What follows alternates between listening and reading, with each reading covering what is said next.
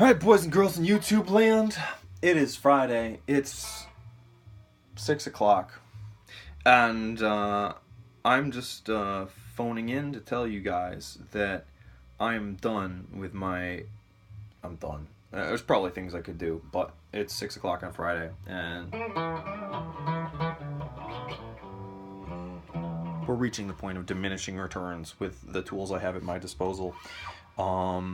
I'm done with my Will Gelvin's Will's Easy Guitar entry for his build a guitar in 3 weeks using no factory parts contest. I didn't buy anything. I did buy these 2 screws. I cheated a little bit. I bought these 2 screws. They're the only things that I bought, and that was just because I wanted to find screws that matched, but I didn't need to do that. I just did it for convenience. I want to thank Will for putting on this contest. It gave me something to do for the 3 weeks of June so far, and it's been a lot of fun. I've been thinking about building. I'm gonna just keep this thing grounded. It's not super well grounded.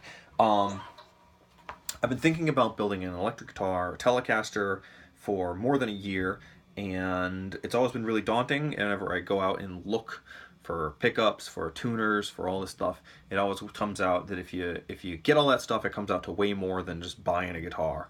So I haven't done it.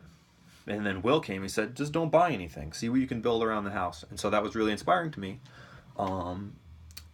And so I set out to do it. But I also added an additional requirement for myself, which was that I wanted to make it so that once the contest was over, I could put on aftermarket parts to improve the parts that I knew I wouldn't be able to do, right? I'm a carpenter by trade, and so I am pretty good at working with wood. I'm not that good with working with engineering or sort of mechanical things, especially metalworking.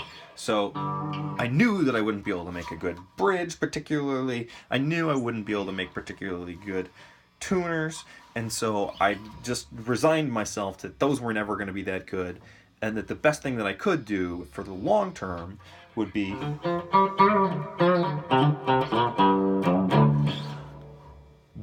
to create a system by which those things wouldn't get in my way if I wanted to get them later.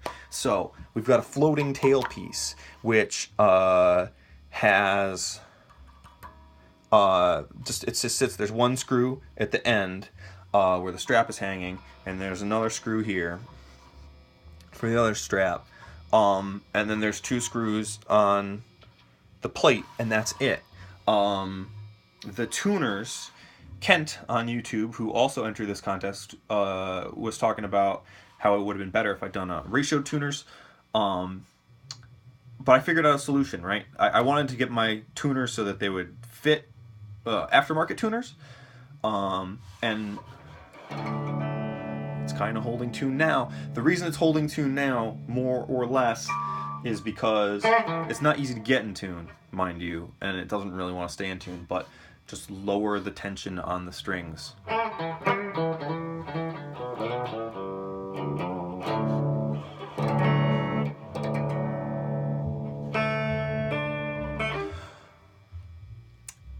So it's tuned in 1 step down, and more or less tuned. It's really hard to get those 1-to-1 ratio tuners to where you want them to be. But it's tuned 1 step down, so they're not slipping anymore, which helps with making anything vaguely presentable. So this is my guitar. I'm really pretty happy with it. It's made from spare wood from decks and stuff that we've had hanging around.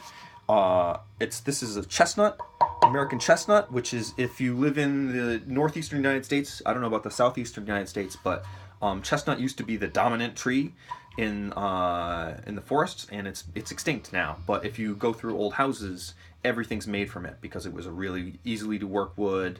It was really common, and it grew really quickly, so it was good for forestry purposes. So this is chestnut, which is reclaimed from an old house in Connecticut, and it's got some cool old random crap. Like this is from an old doorknob. Just some copper flashing, some wood from another instrument that I made earlier. Some bocote is what this is. I just had a piece hanging around and it looks cool. I've got a hinge that was in the barn. I've just got aluminum stock and part of an aluminum wind chime, and these are dimes underneath to space it. The pickup is made from maple, again, which I just cut the top and bottom of the bobbin. It's got neodymium craft magnets on the bottom and just a piece of metal that I had hanging around. I had a bone. These are pennies. I don't know if you can see that. Pennies and it's just regular screws, and they've got nuts on the back. And the frets are just some wire. I think it's from a Chicago grid. Steel frets are a pain in the ass. Not recommended making steel frets. So yeah, thanks to Will. Thanks to whoever my subscribers are. It might be you. It might not be you. Thanks to my father for owning a shit ton of saws that I was able to use, and that's about it. It's been fun. Let me know if you want me to make more videos, because I do make instruments from time to time. And have a wonderful weekend, and have yourself a good beginning to the summer season. I've been Tom. You've been great. Take it easy, YouTube.